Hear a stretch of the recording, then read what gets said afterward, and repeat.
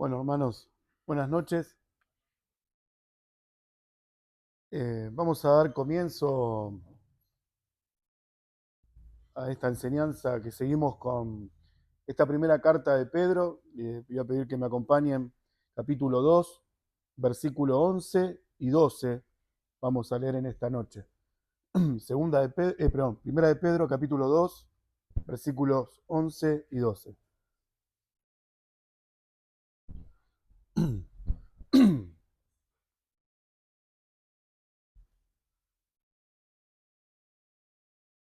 Dice así la palabra de Dios.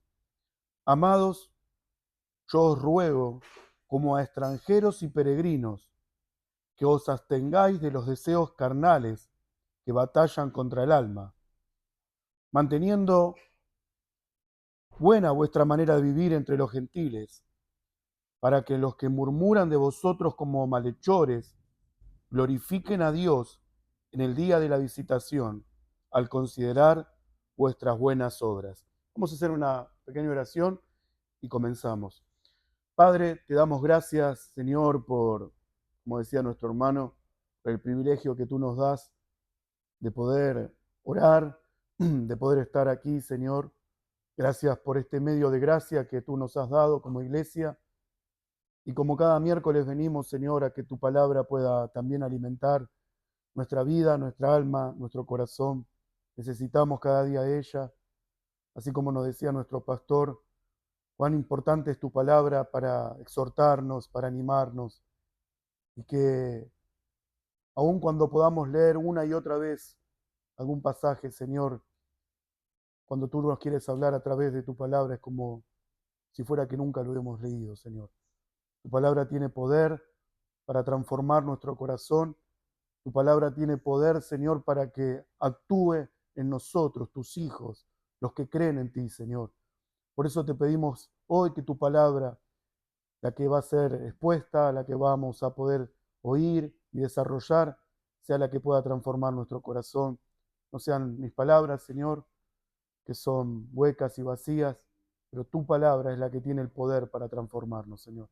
Por eso rogamos que tu Espíritu Santo nos pueda dar la sensibilidad para poder oír lo que tú tienes para decirnos y que como iglesia seamos edificados. En el bendito y precioso nombre de Jesús te pido todas estas cosas, en tu santo nombre. Amén y amén. Disculpen la voz, hemos venido de Rosario, no sé si me agarré algún virus de allá, pero llegué el domingo y el lunes ya empecé con resfrío. Y bueno, Cecilia y Xiomara ya están así también. Así que bueno, nos hemos contagiado, pero bueno, si mi voz varía, después pueden arreglarlo el video. Bueno, esta porción que nos toca hoy, que hemos leído recién, me encanta las palabras que usa el apóstol Pedro para referirse a la iglesia. Si uno pone cuidado, son palabras de ternura, de amor, pero también hay algo que detrás de todo lo que hemos leído, un mensaje de preocupación que el apóstol tiene por la iglesia. Y es por eso que cada palabra que uno puede leer, cómo se refiere el apóstol a la iglesia del Señor, uno puede ver sin duda un amor especial, pero también un cuidado especial que tiene para con la iglesia. Y eso es algo que uno debe, cuando uno lee las cartas, no podemos pasarlo por alto. Cada palabra, cada frase que uno puede ver, tiene algo detrás. Y es algo que uno tiene que saber que nos está hablando a nosotros como iglesia también. Y que por eso podemos tomar el mensaje de esta carta y decirlo, lo tomamos para nuestra vida, lo tomamos para este tiempo del cual Dios nos quiere hablar. Y vamos a ir desarrollando, son 2 versículos nada más, pero vamos a ir desarrollando cada una de esas palabras, de esas frases, y poder ver qué nos quiere decir también a nosotros. Lo primero que encontramos en este versículo 11 es esa palabra que dice amados. Y qué tierno y dulce es cómo el apóstol Pablo se refiere a la iglesia y le dice, ustedes que son amados. El amor es parte vital de la vida de la iglesia. Es algo en lo cual uno puede ver que el verdadero amor que pueda haber eh, a través de Dios hacia nosotros, es el que nos hace también amar su bendita ley, nos hace sentir amados por Él, pero es importante entender que es, sin lugar a duda, algo vital y cotidiano dentro de la iglesia. El mismo apóstol, en un capítulo anterior, en el versículo 22 de esta misma carta, en el capítulo 1, dice: habiendo purificado vuestras almas por la obediencia a la verdad mediante el Espíritu, para el amor fraternal no fingido, amaos unos a otros entrañablemente de corazón puro. O sea, no es solamente el apóstol Pablo refiriéndose a ellos, sino animando, como leíamos recién, de que ese amor tiene que ser algo habitual en medio de la iglesia. ¿Y cómo lo describe ese amor?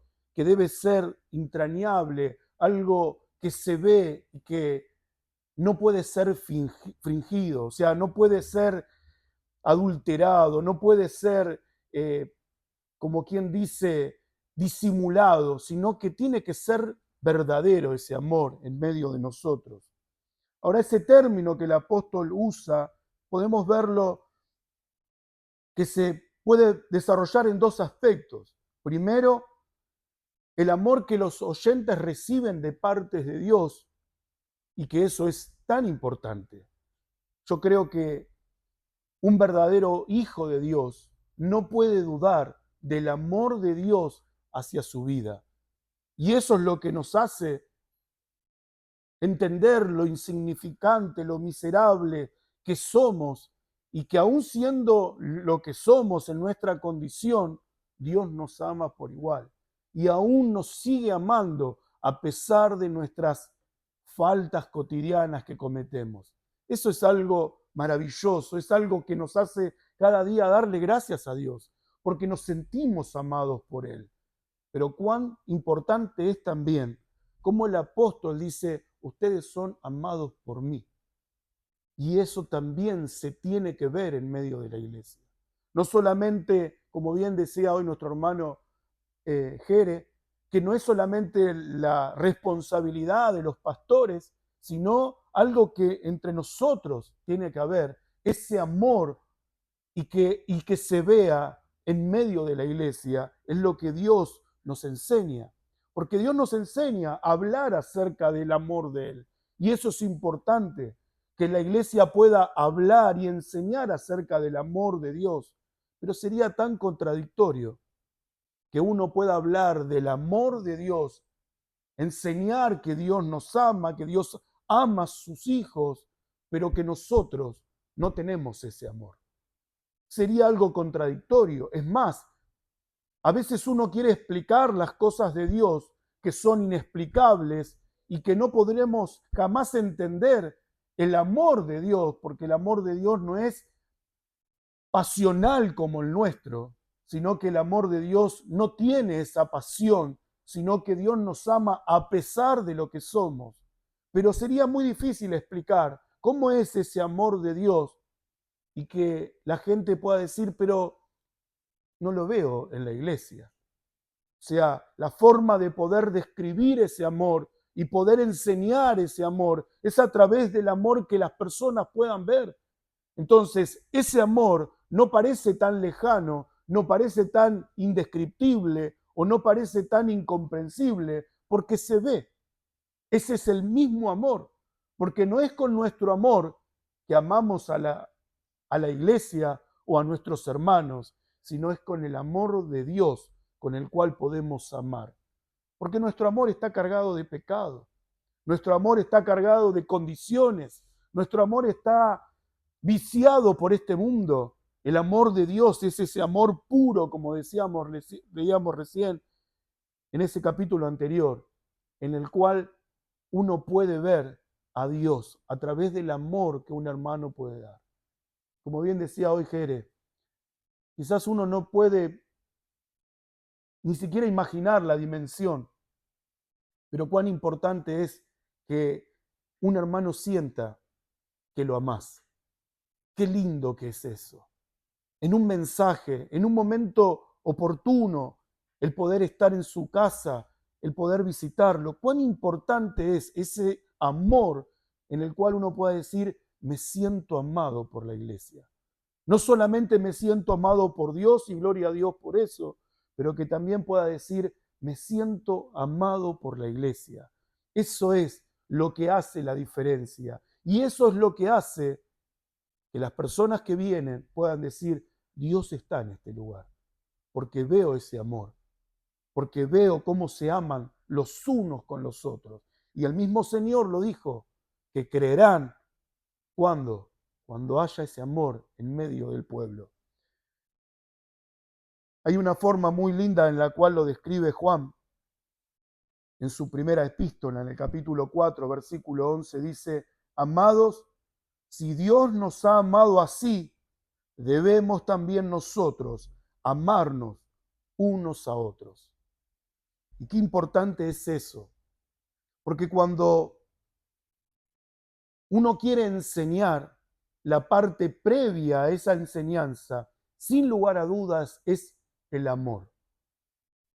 Cuando yo puedo corregir a mis hijos, enseñarles, exhortarlos, ellos no aceptan la corrección porque yo solo soy su padre, sino que aceptan la corrección porque ellos saben que yo los amo. Y eso es importante. Tus hijos van a aceptar la corrección tuya siempre y cuando vean ese amor puro en tu corazón. Y por eso dice, por más que me duela, por más que hayan sido duros, pero sé que mis padres me aman y por eso acepto su corrección. Y es por eso que a veces en medio nuestro, no solamente los pastores cuando te corrigen, lo que hay detrás de esa corrección es el amor de Dios. Y eso es lo que no podemos jamás perder del sentido de esa corrección. Si te corrigen es porque te aman. Y a veces uno les cuesta aceptar esa corrección, como la palabra lo dice también. Porque la disciplina, a veces cuando viene, parece que no es motivo de amor porque me están disciplinando. Pero en realidad lo que la palabra dice es que todo lo contrario. Esa disciplina viene porque hay amor detrás. Porque si te aman es porque te corrigen. Y es por eso que el apóstol Pedro tiene toda la libertad para decirles, amados, y saber que lo que viene detrás, la corrección, la dirección, la disciplina, lo que sea, lo reciben, porque no solamente entienden que viene de parte de Dios, sino también entienden que esa persona que los está guiando, que los está exhortando, tiene amor para con ellos. Eso es vital. Y no solamente entre los pastores, sino también entre nosotros. Yo siempre digo algo, podemos decir todo, pero todo de buena manera. Entonces, cuando una persona te enseña, te corrige, te exhorta, pero te lo dice con amor, si te enoja, el problema está en vos. Pero si aceptás la corrección y te das cuenta que esa persona que te está corrigiendo, te corrige y te trata de decir las palabras adecuadas y correctas para que no haya malos entendidos, para que sea todo tan armoniosamente, pero cuando uno recibe esa corrección es porque me lo está diciendo mi hermano, porque me ama, porque me quiere. Me encanta cuando hablo con alguno de mis hermanos, más allá de que uno no es cholulo, como quien diría la palabra, pero cuando nos visita un pastor, más allá de los pastores que gracias a Dios hoy tenemos, también cuando nos visita otro pastor es importante poder aprender de su experiencia. Y me encanta porque el otro día un hermano me dijo, el otro día fui y le pregunté algo al pastor Jorge acerca de un tema en particular. Y el pastor Jorge le dio una dirección y le enseñó acerca de algo que tiene que ver con esto. Y es tan importante poder escuchar a esos hombres de Dios, cómo nos pueden enseñar a poder amarnos, a poder corregirnos y poder ser simples, pero también consistentes en lo que queremos hacer, demostrar ese amor. Así que siempre que uno pueda buscar esas palabras para corregirnos entre hermanos, siempre tenemos que decir, siempre tiene que haber esa cuota de amor divino para que siempre la relación sea no solamente cariñosa y afectuosa, sino que también sea edificante, porque es el amor de Dios el cual nos edifica. Lo segundo que vemos en este versículo dice, yo os ruego como a extranjeros y peregrinos.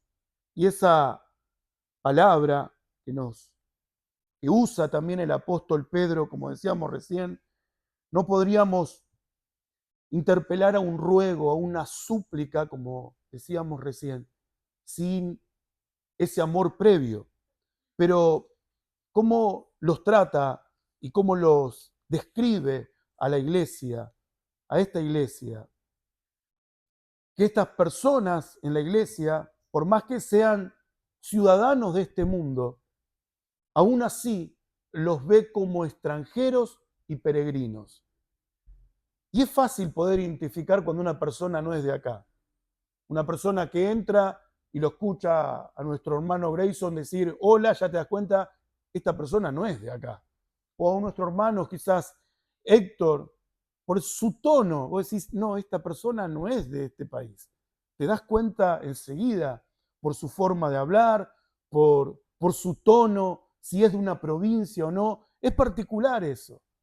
Ahora, como Dios describe a esta iglesia, que los ve que aunque son ciudadanos de este mundo, no son de este mundo, son peregrinos y extranjeros.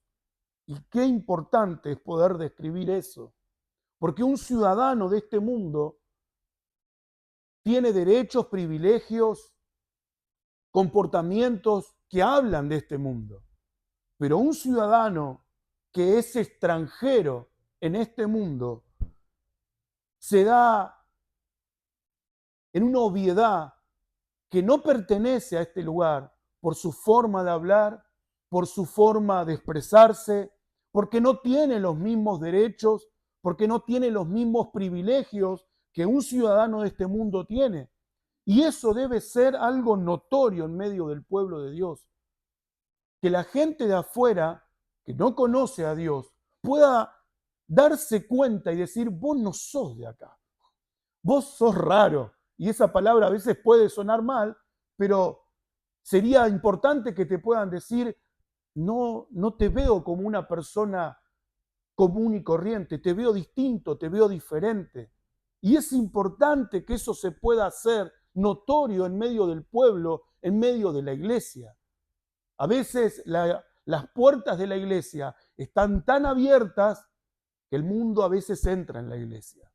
Y cuando entra el mundo en la iglesia, los privilegios, la forma de comportarse de ese mundo se contamina dentro de la iglesia y eso es lo que no podemos permitir. Tenemos que hablar como hijos de Dios, debemos comportarnos como hijos de Dios, el sello en la frente, como describe en el Apocalipsis a los que no son de Dios, también describe el comportamiento y la manera que actuamos y pensamos en los que sí son hijos de Dios. Y eso es lo que hace la diferencia. Eso es lo que habla aquellos que van a ser sellados, como dicen. Son la forma en que actúan y que piensan. Son ciudadanos de este mundo. Son ciudadanos e hijos del diablo.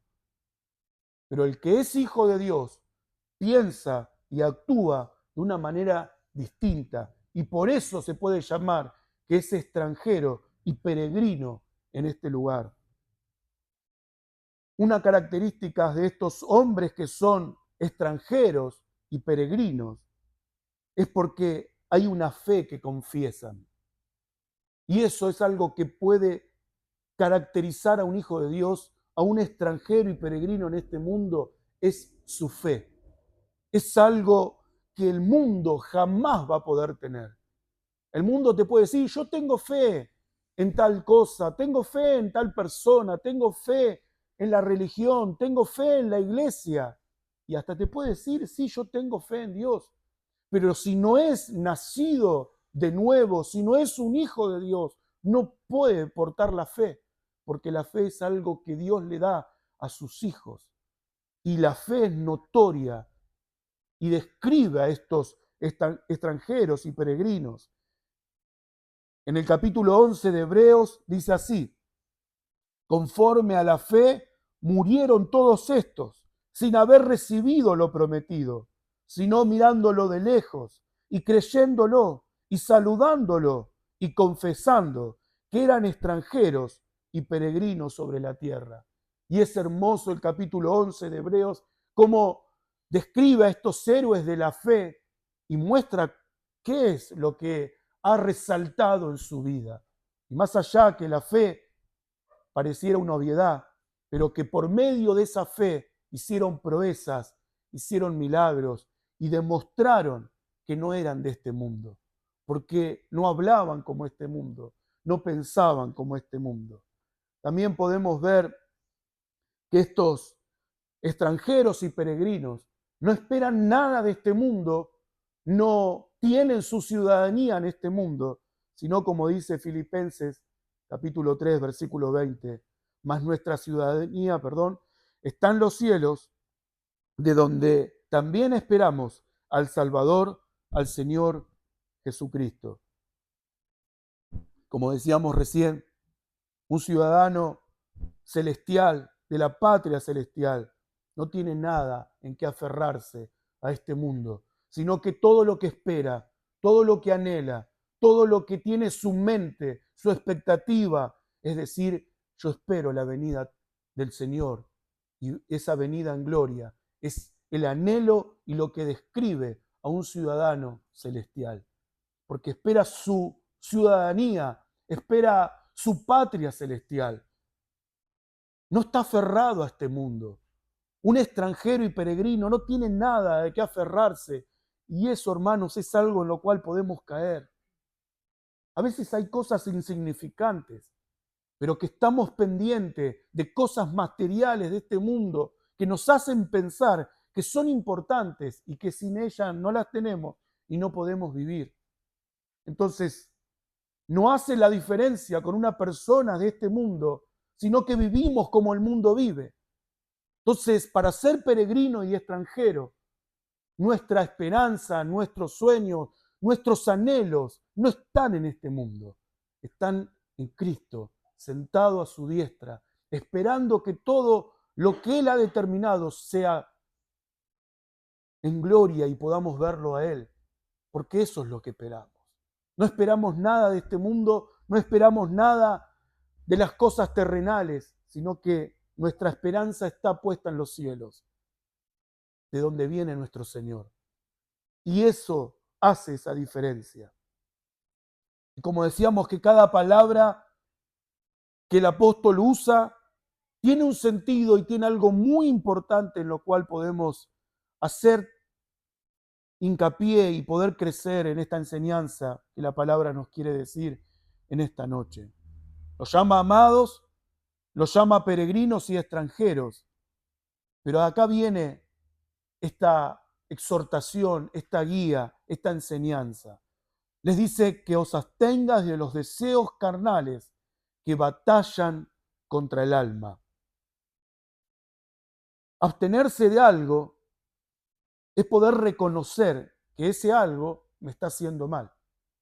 Quizás un alimento, quizás un condimento, hay algo que me está haciendo mal, entonces yo digo, me voy a abstener de esto porque sé que me está haciendo mal. Es un cuidado que uno puede hacerse. Y quizás uno puede decir, yo me puedo abstener de estos deseos carnales que batallan contra el alma, pero yo también tengo que entender que no es solamente que me abstengo por un tiempo, porque sé que después puedo probar o disgustar esas cosas que me hacen mal, sino verlos como realmente tengo que verlos. Yo estoy en conflicto con esos deseos carnales que batallan contra el alma. No puedo verlo como, tranquilo, ya dentro de un momento puedo ir con vos, sino verlo como mi enemigo, que yo estoy enemistado, en conflicto. Por eso dice, en una batalla contra esos deseos. Yo no los puedo ver como algo con cariño, ese pecado. No lo puedo ver con ojos que no lo ven como realmente tengo que verlos. Tengo que verlos como enemigos tengo que verlos como no solamente que me hacen mal y me hacen daño, sino también verlos con el peligro que trae el poder disgustar o probar ese pecado, el peligro y el conflicto que trae a mi alma. Entonces, cuando yo veo que esos deseos carnales no son parte de mi vida, no son deseos que puedo tener y que mi alma los puede alcanzar, sino que los veo como enemigos, los veo como decíamos recién, como parte de un conflicto, voy a tenerlos lejos. Y ese es el ánimo que el apóstol Pedro le está diciendo. Y hermanos, a veces uno puede pecar de creer que porque soy cristiano y porque soy hijo de Dios, no debo mortificar los pecados que hay en mí cada día. Si yo no tengo un entendimiento claro de eso, estoy en un grave peligro. Como hijo de Dios, las cartas que leemos, esta carta que acabamos de leer, estas líneas que acabamos de leer, no le está hablando a la gente del mundo, a la gente que está afuera, le está hablando a la iglesia. Y hacia la iglesia le está diciendo que deben abstenerse de los deseos carnales que batallan contra el alma, es porque nos está diciendo a nosotros. Y si uno no entiende que siempre vamos a estar en conflicto y que siempre debemos mortificar estos pecados en nosotros, cada día es una batalla para el Hijo de Dios. Cada día yo tengo que mirar al pecado y decir, sos mi enemigo y hoy me levanto en conflicto con vos. No puedo ver al pecado con liviandad. Si yo como cristiano no entiendo esto, es porque no entendí mi condición. Dios me ha libertado, Dios me ha hecho libre. Ya no soy esclavo del pecado, pero sigo siendo enemigo de él. No soy esclavo, pero la enemistad siempre tiene que estar en mí contra el pecado y cada uno sabe contra qué batalla cada día. Contra su carácter, contra sus enojos, contra sus caprichos y aún con deseos carnales y pecaminosos que pueden estar en medio de nosotros. No podemos descuidar eso. No podemos decir, no, no es algo que a mí me preocupe. La pregunta que debemos hacernos es, ¿estoy batallando contra esos deseos carnales cada día? ¿Estoy identificando a mi enemigo? Porque si no identifico a mi enemigo, no sé contra quién peleo. No puedo dar manotazos al aire y decir, algo le voy a pegar. No, yo tengo que saber cuál es mi enemigo, dónde está mi debilidad y ahí hacerme fuerte a través de la oración, a través de la lectura, a través del consejo que puedo pedir a mis pastores y decirle, en esta área me está costando mucho y necesito que me ayudes. Entonces uno cuando identifica ese problema es mucho más fácil el poder ayudar y guiar. Cuando uno va al médico porque no aguanta más, no le puede decir, no sé, adivina vos qué tengo. El médico no es adivino, el médico necesita que más allá de que va a haber estudios y que va a haber razones para identificar dónde está el problema, pero uno tiene que ir diciendo, por acá es el problema que estoy teniendo. Entonces es importante, porque cuando uno va hacia nuestros pastores y le podemos decir, mirá, estoy teniendo problemas en esta área y reconozco que me cuesta. Aún cuando me lo estás diciendo, reconozco. Pero es mucho más fácil poder ayudar a una persona cuando reconoce cuál es ese pecado que está en nosotros. La batalla contra estos deseos carnales que batallan con nuestra alma no está regulada por el pecado que hay. Quizás alguno pueda decir, comparándolo con un pecado, decimos, bueno, pero este pecado es mucho más liviano que ese pecado que el hermano está batallando. Si yo pienso de esa manera, el enemigo me tiene debajo de sus pies, porque yo, ignorando que ese pequeño deseo me está controlando y está cegando mi alma, el diablo tiene esa batalla ganada.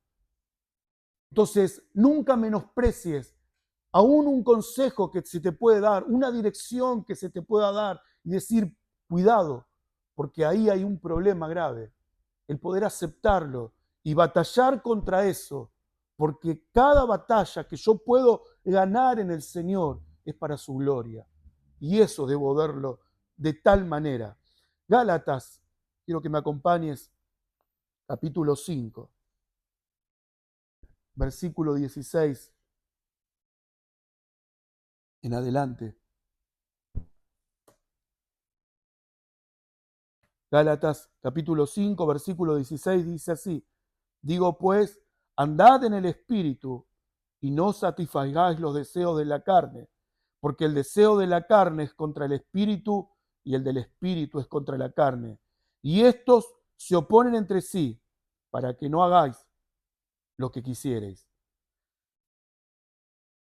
¿Cómo podemos ver en lo que nos dice este pasaje de la Escritura? Es que andar en el Espíritu es demostrar una clara intención de que quiero caminar con Dios. Andar en el Espíritu no es nada más ni nada menos que demostrarme a mí mismo que tengo la intención clara de caminar con Dios. No puedo satisfacer la carne y decir que estoy caminando con Dios porque es algo que se opone. Yo no puedo decir que estoy haciendo la voluntad de Dios y estoy por otro lado satisfaciendo mis deseos carnales, porque hay algo que se opone. Si digo que estoy andando en el Espíritu, es porque estoy andando y caminando con Dios. Y eso es lo que demuestra este pasaje, lo cual debemos vivir como hijos de Dios, andar en el Espíritu. En Romanos capítulo 13, versículo 13 dice: andemos como de día honestamente, no en glotonerías y borracheras, no en lujurias y lascivias, no en contiendas y envidia, sino vestidos del Señor Jesucristo y no proveéis, para los deseos de la carne. Como volvemos a decir, le está hablando a la iglesia y le está advirtiendo a la iglesia lo que no debe andar. Y eso es tan fuerte cuando uno dice honestamente, no en borracheras, no en lujuria, no en lascivia. Le está diciendo a la iglesia, ustedes pueden andar así. Ustedes, si se desprenden, si salen de la iglesia, si salen de la cobertura de nuestro Señor, que por Él es que podemos mantener una vida en santidad, ¿dónde pensamos que vamos a ir? Ni imaginar lo que sería nuestra vida si Dios quitara su mano de nosotros. Jamás podríamos decir, no, esto yo jamás lo haría. Nunca lo digas, porque lejos de Dios, tu vida puede caer en lo peor de lo que ni siquiera te imaginas. Por su gracia y por su misericordia es que Dios nos ha guardado de tantas cosas y de haber caído en tantos pecados que nuestra vida sería destruida, nuestra familia sería destruida, nuestros hijos, sus caras, su felicidad sería destruida por darle rienda suelta a un pecado, y vaya a saber a dónde uno puede llegar a terminar. Entonces, Dios nos está advirtiendo que debemos andar en el Espíritu, y como dice Romanos en capítulo 8, es también haciendo morir a través del Espíritu la carne. Porque no hay manera de hacerla morir. No es por un capricho, no es por un deseo mío propio. No puedo hacer morir la carne, sino es a través del Espíritu. Es a través, como decíamos, de caminar con Dios. Y caminar con Dios es tener esa soga cerca, donde sentís ese tirón que continuamente está diciendo Dios, no es por ahí, no es por ahí, no es por ahí. Estar caminando con Dios es inevitablemente, tengo que buscar la santidad, porque Dios no puede aprobar una vida pecaminosa. Dios no puede probar en mí una vida llena de pecado y mirar para otro lado. No podemos contristar al Espíritu Santo. Si vivimos en el Espíritu, así va a ser que la carne y todo deseo pecaminoso sea menguado en nosotros.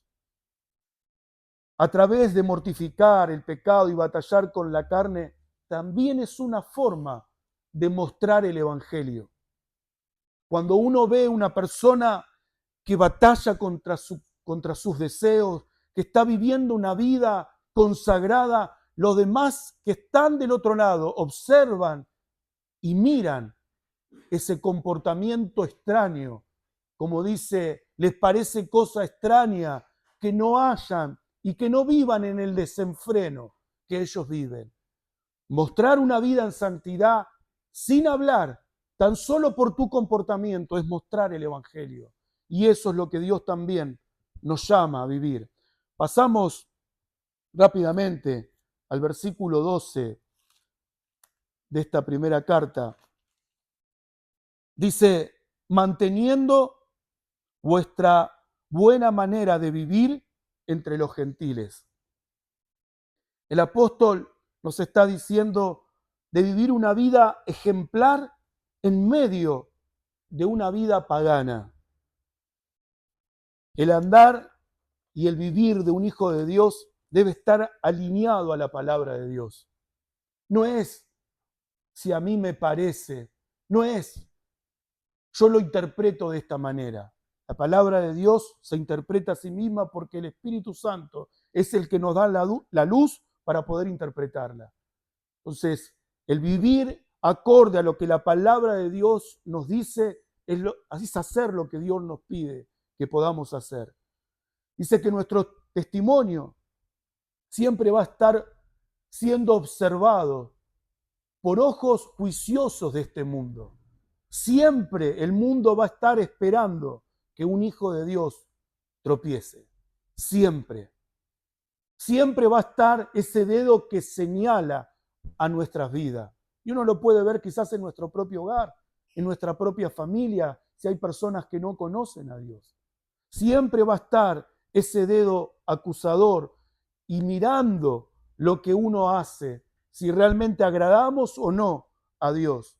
Filipenses capítulo 2, versículo 14 dice, haced todo sin murmuraciones y contiendas, para que seáis irreprensibles y sencillos hijos de Dios, sin mancha en medio de una generación maligna y perversa, en medio de la cual resplandecéis como luminares en el mundo.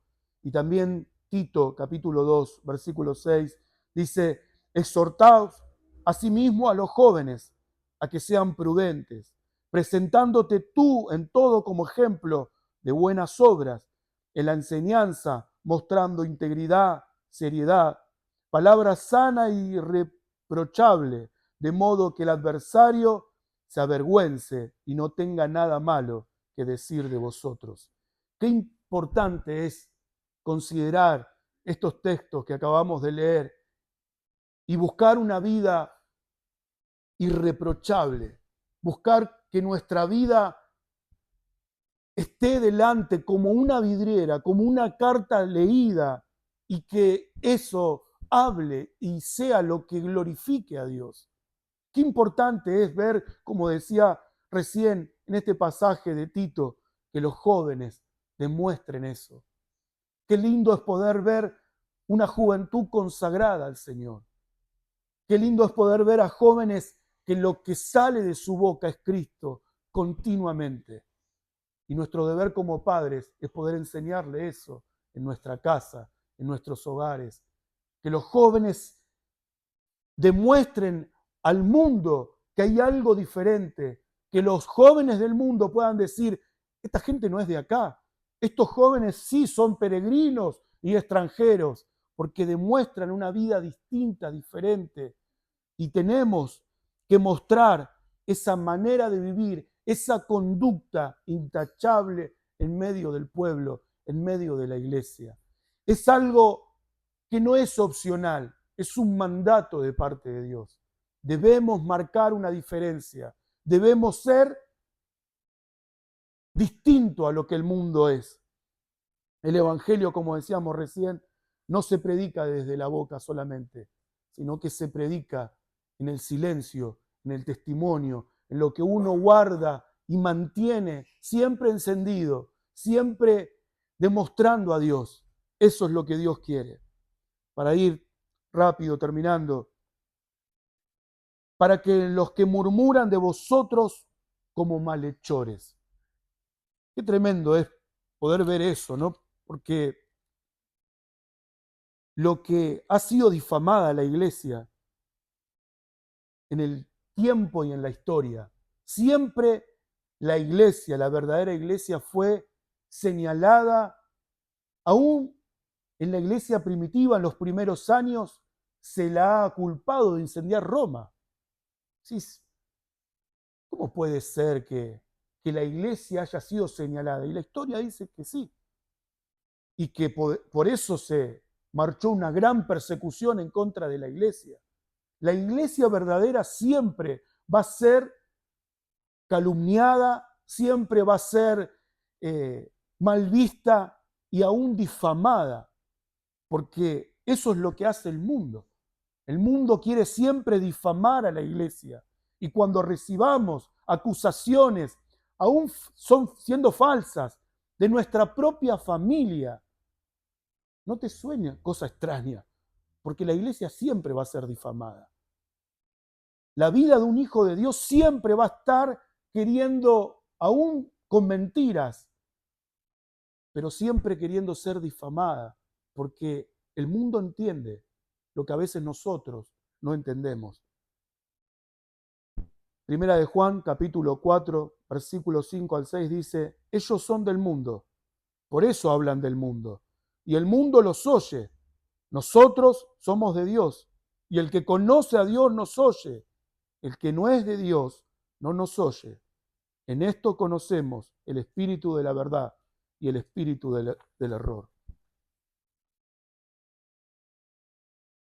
La ley de Dios es algo que como iglesia debemos conocer. Y debemos no solamente conocer qué mandamiento es el primero, qué mandamiento es el cuarto, no. En la vida práctica de la iglesia, la ley de Dios debe demostrar que la vivimos, la amamos y la conocemos. Porque eso hace la diferencia con el mundo. El mundo odia la ley de Dios. Cada mandamiento es odiado por el mundo. Y siempre el conflicto del mundo con la iglesia de Dios se ve trazado por eso, porque el mundo odia la ley de Dios y la iglesia la ama. Y demostrar ese amor por la ley, va a demostrar y evidenciar qué tan cerca estoy de Dios y qué tan lejos estoy del mundo. Y a veces puede ser al revés. El no amar la ley de Dios puede demostrar que estoy más cerca del mundo que más cerca de Dios.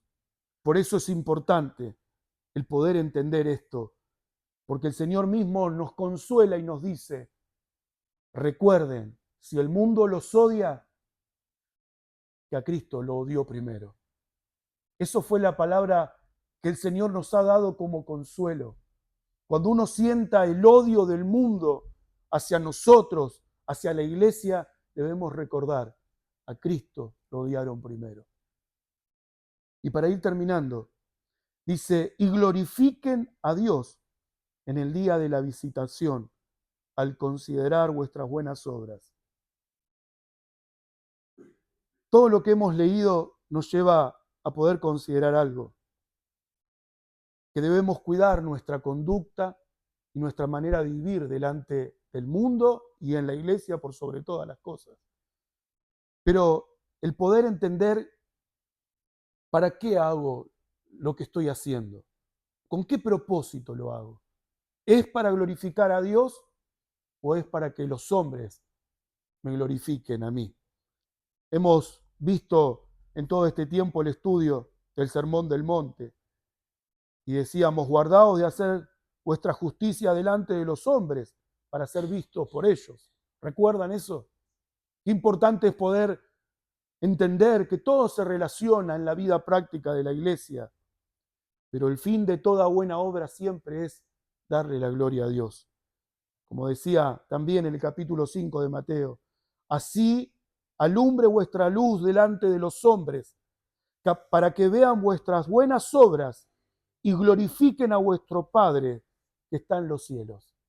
Siempre, todo lo que hagamos, siendo un hijo de Dios y teniendo un perfil bajo, con humildad, es para que el Señor sea glorificado. Eso es lo que siempre debe estar en mi corazón y pensar si todo lo que estoy haciendo, si todo lo que hago es para que el Señor sea glorificado o para recibir una palma en el hombro y pensar que eso es lo que estoy buscando. Qué triste sería, pero hay personas que buscan eso.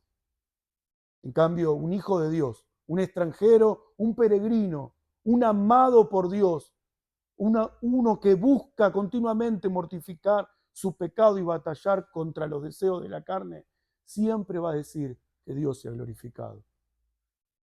Pero habla acerca de un día de la visitación. Y saben que acá hay dos posturas que se mantienen diferentes.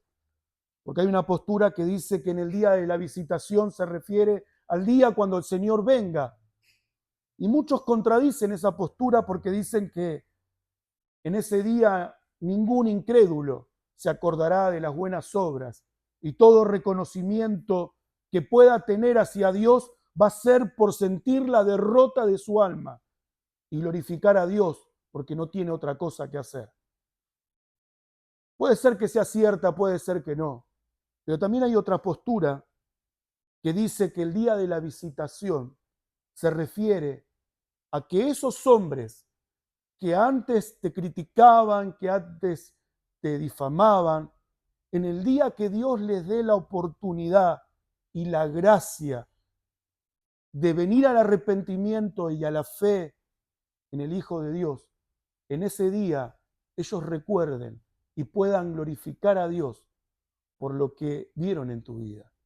Por eso, qué importante que es el testimonio que uno marca en la vida con tus vecinos, como bien decía José Luis y Zaida, nuestros hermanos. Qué importante que es.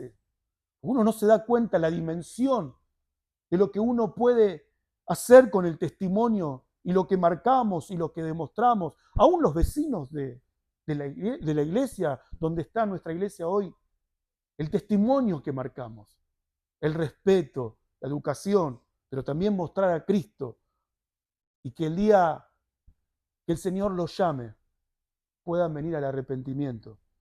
El pastor Jorge nos contaba este fin de semana que tuvimos la oportunidad de estar con él en una mesa, sentados y hablando, nos contaba acerca de un testimonio que pasó en Cuba.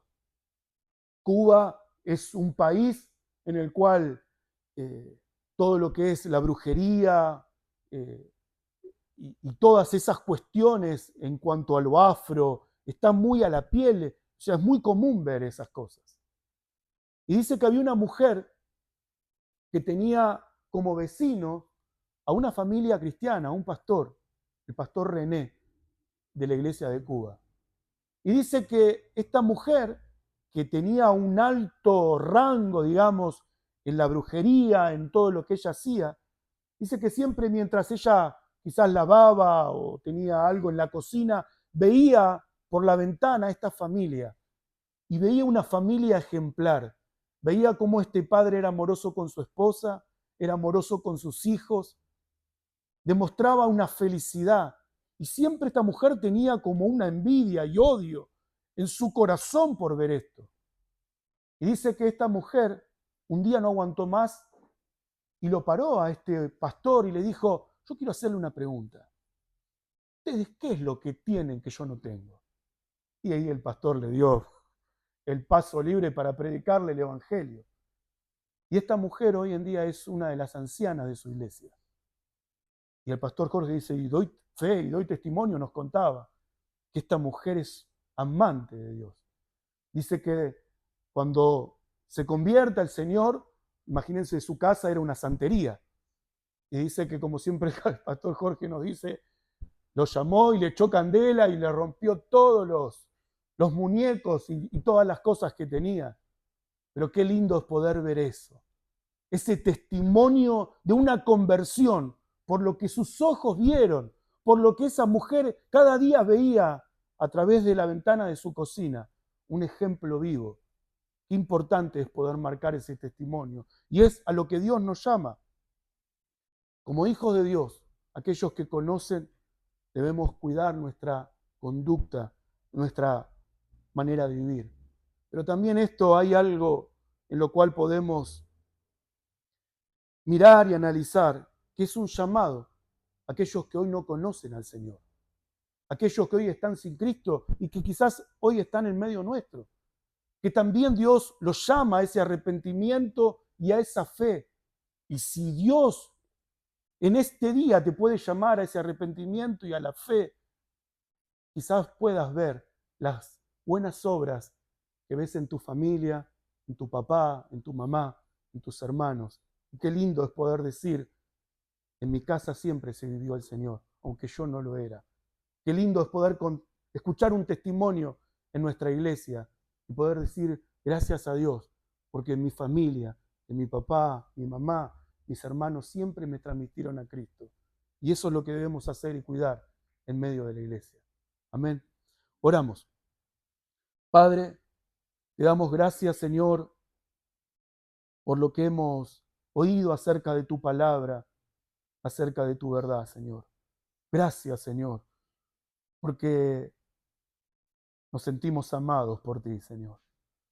Y merecedores de tu amor y de tu gracia, siempre, Señor.